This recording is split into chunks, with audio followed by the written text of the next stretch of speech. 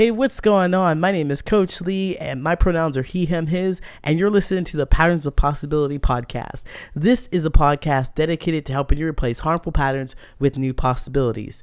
And each episode will explore topics that inspire you to be yourself, live your truth, and make lasting connections.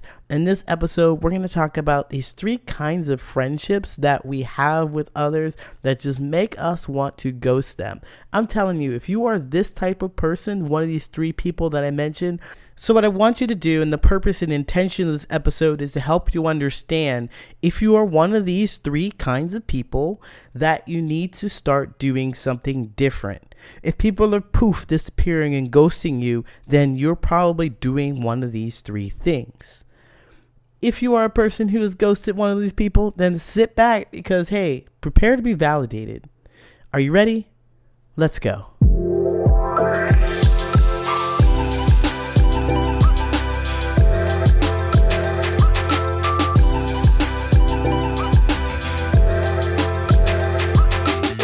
So what I want to do here today is talk about 3 types of friendships that we have, or 3 types of friends, the friend archetype that we see in others, right? So I want to talk about these 3 types of people, and I want to describe their behaviors, their actions to you. And if you see yourself, once again, if you see yourself in these people, I want you to consider what this information I'm going to give you. I want you to consider how you can make a change and be somebody who is more connecting and has people around that really genuinely appreciate them, okay? So the first person that I want to talk about, because, I believe that I've been all of these people. Just as a disclaimer before I jump into it, I believe I've been all of these people at one point in time. I've been the person who's been ghosted because I've done these 3 things. I've shown up as this person, that person, and the third person because I didn't have my own sense of self. So with that said, it's not a judgmental thing that I'm coming at you with. It's more of a, I've been there, I understand what it's like, and look how my relationships deteriorated because I wasn't able to have my own sense of self, because I wasn't able to be a good friend because I was doing something else instead. So the first person that I want to talk about is the insensitive friend. The insensitive friend is the person who is toxic. As if you've listened to my podcast before, you know that I describe people who are toxic as people whose behaviors that you want to change. So if you run into an insensitive friend, it's likely that you don't like their behaviors and they're toxic. So that's what I mean when I say toxic. But you have this insensitive friend who always makes insensitive jokes about people that would make those people feel insecure. And they know that it's making them feel uncomfortable. It's making them feel in some kind of way. So that's me being the insensitive friend. And I would just make jokes about things and say, oh, it's not a big deal, you're overreacting. Gaslighting goes right along with it. If you're a person who is doing this, it is likely that you just think it's kind of funny. You're getting a reaction out of people and you want to be noticed. That's the thing. That's what I was doing. So that's the thing. You might want to be noticed by people. And so what we want to do is pay attention to that. Because if you're an insensitive friend, how you're impacting your friends is that they don't like you. They tolerate you. You're not extra funny. They might be afraid of you because you might roast them, but they don't really want to hang out with you and appreciate and accept you.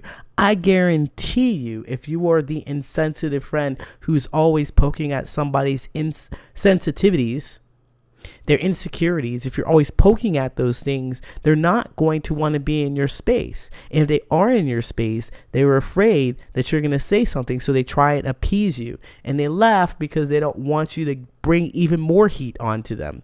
So if you're the insensitive friend, pay attention. Hello, pay attention. The second kind of friend that I was, and that you might be if people are ghosting you, not talking to you, is your nosy friend. You're always interested in what's going on in other people's lives.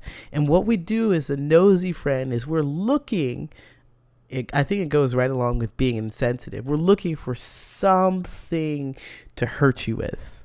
Maybe it's not intentional. It's unconscious. It's happening. I'm nosy. I'm looking for stuff. I want to know who you're dating or what kind of problems that you have. I want to know all these things. And they don't really concern me. I'm not interested in helping you find a solution with it. I'm just being nosy.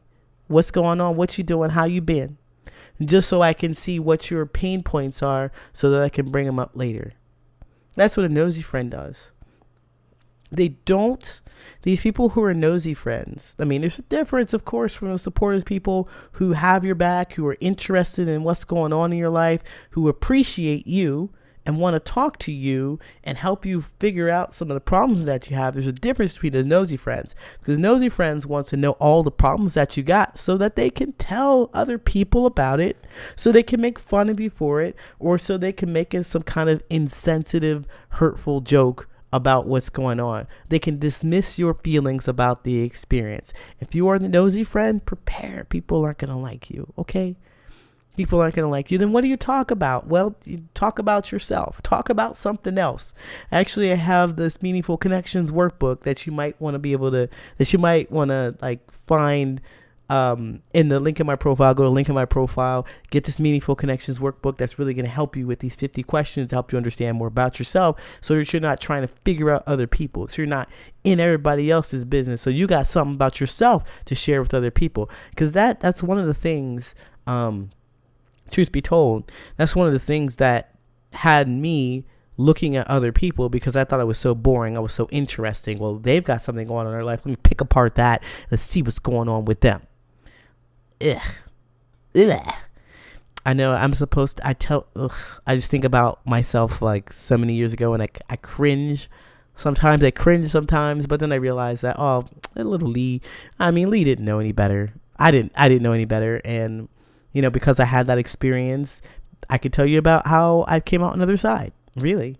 It's nothing but recognizing how you show up and deciding that you want to make a change. And I had too many people just not be interested in me because I showed up this way, and I thought, I was the victim.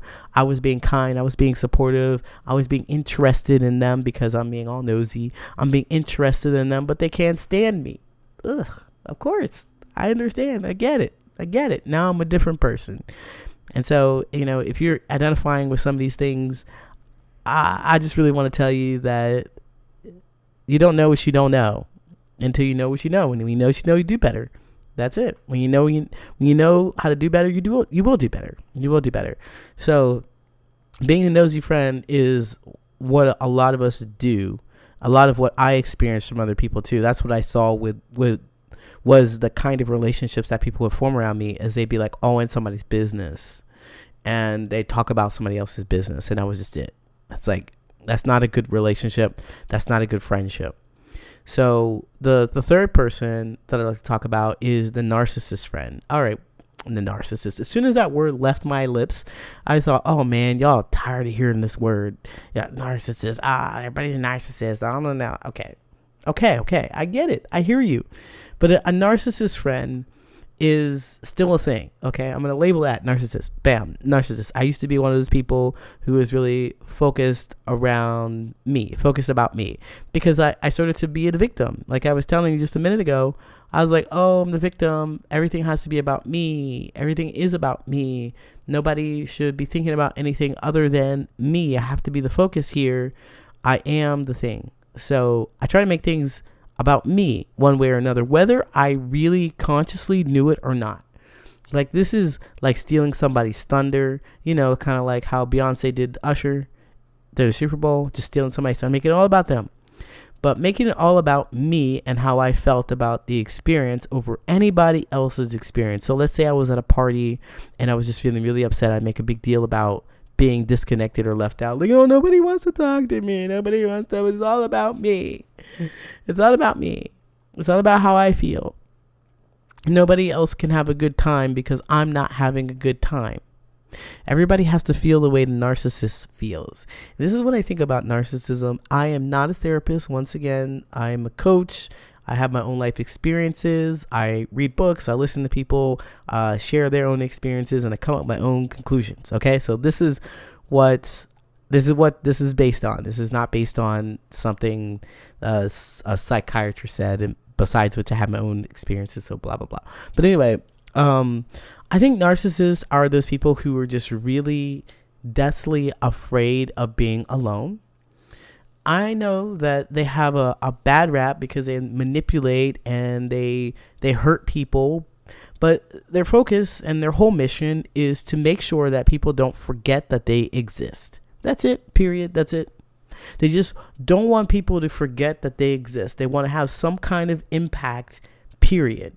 And so they look for a person, they put all their energy and effort into making sure that that person focuses on them. If that narcissist is having a bad day, they want others to focus on the fact that they're having a bad day. Nothing else matters except for what the narcissist feels. They just don't want to be forgotten. And that felt very familiar to me because, wow, I didn't want to be left alone. It feels awful to be alone. It feels awful to be like, to be thought of as nobody cares about you or your experiences or your life or anything like that.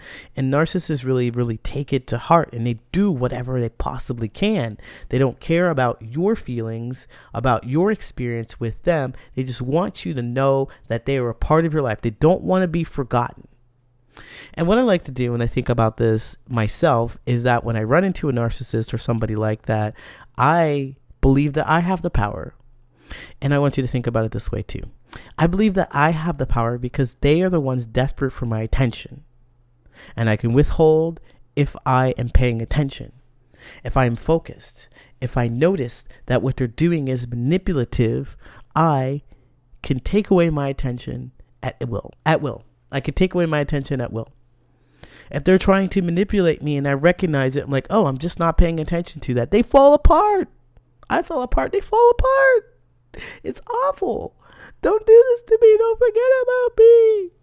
I will do everything I can. I will do everything I can to make sure that you don't forget about me.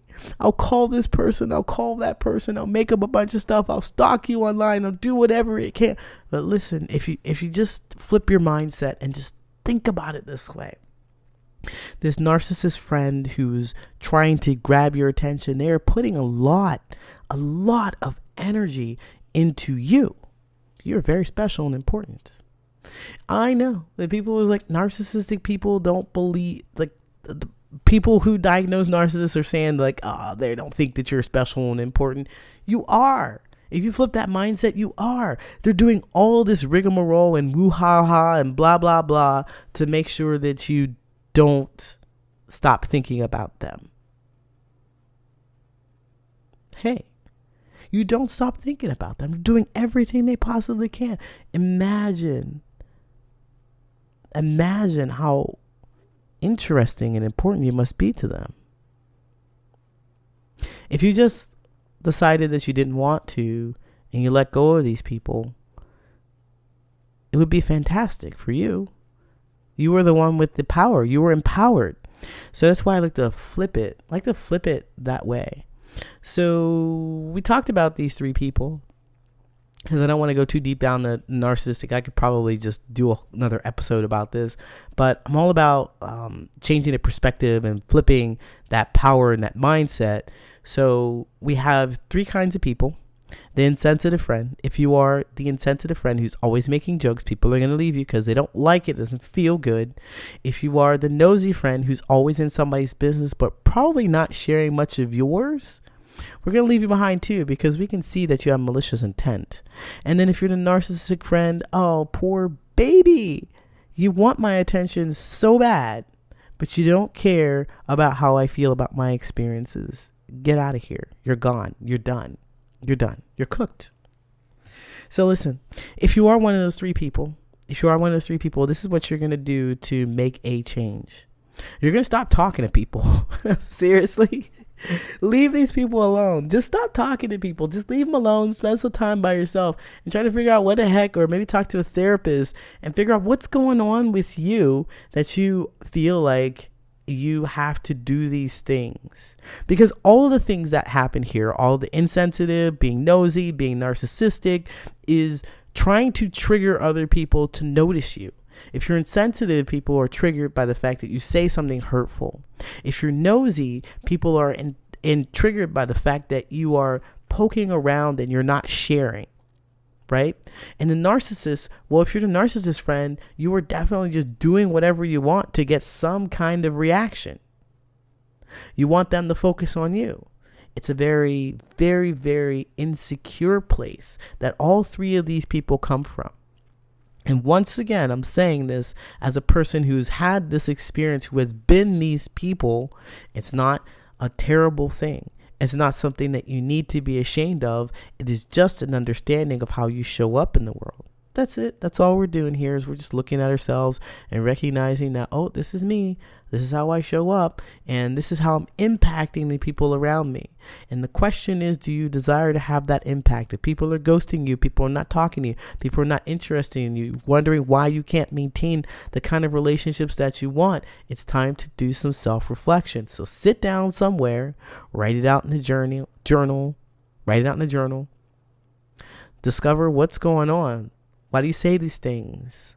Why are you so interested in other people? Why can't you let other people do things without you, without getting upset, feeling exhausted or feeling frustrated or left out? Feeling left out. What's going on with you? So if you're one of these three people, you want to spend time by yourself and understand more about you. That's the thing. And then when you come out of this understanding about yourself, you want to start listening to people. Listen to what they say to you without getting defensive. You can't be getting defensive. And it's a whole process, a whole skill set to learn how not to be defensive when somebody tells you about their experience. Well, I was just doing that because this was what I was taught. Well, I didn't know any better, blah, blah. Nobody wants to hear that. I want you to be accountable for your actions. Be accountable. Do that thing. Be accountable for your feelings. Be accountable for how you showed up. Be accountable for everything that you've done and how other people feel about their experience with you. And this is how you're going to make those connections. And if you're listening to me on your other side of the fence and you've had that insensitive friend or that nosy friend or that narcissistic friend, you're like, Leah, yeah, that's exactly what I want them to do. I want them to be responsible for their stuff. Yes, that's what people want. They want you to be responsible. So be responsible for your stuff. So if you are the insensitive friend, the nosy friend, the narcissistic friend, this is what you're going to do. I just mentioned it to you. Hey, Patterns of Possibility fam. If you'd like a little more guidance and hands-on support, then I've got great news. You can hire me as your own personal coach. Go to patternsofpossibility.com/coaching to apply for individual or group coaching. In this 12-week program, I'm going to help you make the meaningful connections that you deserve. After this coaching program, I promise you'll be able to do 3 things. 1, you'll be able to clearly identify who belongs in your tribe and who doesn't. Say goodbye to those people who are wishy-washy, you're unsure of. No, you will know for certain whether or not they deserve to be in the same space with you. And second, you are going to know that your thoughts and feelings are valid and worth expressing. So if you do have feelings about your friends not holding up boundaries or not holding up space for you or not meeting your needs, then you are not going to shy away from telling them. You will be able to communicate your boundaries in a clear, concise manner and advocate for yourself in your relationships. And finally, you are going to learn how to start and stop conversations with strangers and steer them towards topics that are interesting and important to you. I don't know about you, but I don't have weeks, months, years to discover whether or not me and my new friend have compatible values. If you know what you're looking for, you can discover if you're compatible in just a few conversations. If all this sounds good to you and you're ready to make those meaningful connections, go to patternsofpossibility.com/coaching to find out more information. Again, go to patternsofpossibility.com/coaching to find out more information. I look forward to working with you. Now it's time for your listener letters. If you have burning questions about your friendships and your platonic relationships with your coworkers and so forth, let me know. Write me at patternsofpossibility@gmail.com, and I might just read your letter out loud. All right, so this one talks about the main friendship consists of 6 people who are all in university. They've all been friends for about 3 to 5 years. They have a friend who is, we'll call him Jim, who is really just kind of disconnected. Essentially, what they say here is that every time we organize something, most of us go out, but it's always Jim who either has plans with others or just doesn't go. He's quite introverted, lazy at times, and recently he says that clubbing and loud noise makes him, quote, shut down. And the writer says, I'm really not sure what it means, but if anyone can relate, they want to know. Really, if I can relate, let them know. Okay, well, so they have a friend who doesn't want to go out with them, who shuts down, and they want to know if they are the bad friend. If they are the bad friend, or is it more of a them issue? And they say that it's gotten to a point where we think that he doesn't want to hang out with us anymore, so we try to convince him, but it just doesn't work. So now we want to go all on a vacation together, but we're not sure if we want to invite Jim or not, and we're not sure if Jim will be interested in going, and such and such. If we go without him, we will be guilty of not letting him go with us on the holiday, but we are really annoyed with the amount of excuses he makes, and so we just don't think it's worth it. Help, what do I do? Help, what do you do? What do you do in this situation? So I kind of feel for you. It sounds like you're pretty young. You're half my age. Oh my God, I said that. Half my age. Okay. You're in your early 20s, and it makes sense that you're feeling this and you're in this space. But you're not sure about your friends. It's like you were all kicking it before, and then all of a sudden now it seems like they don't want to hang out with you. They've got all these reasons and excuses to do the fun things that you all used to do together. Well, it seems like you all used to do together. You all used to hang out together, but this person doesn't like to go to the clubs, and it seems like that's what you and your friends do. The friend group, that's what you do. You go to the clubs. So is it a you problem? Are you are you a bad friend, or is it them? Is it them? And I would say that at this point in the stage and this point in your life, it seems like you're growing apart. You're growing apart, and this happens. Okay, this happens. We go and we find our values. We discover more things about who we are, what we like, what we're interested in, and we lean towards those things. And sometimes the things that we lean towards are the opposite of what our friends were like before. So they hung out with you. Jim hung out with you and your crew because that's probably what was available to them in high school. And then you and Jim, you and the friend group and Jim, you all discover that there's clubbing out there because you didn't do that before.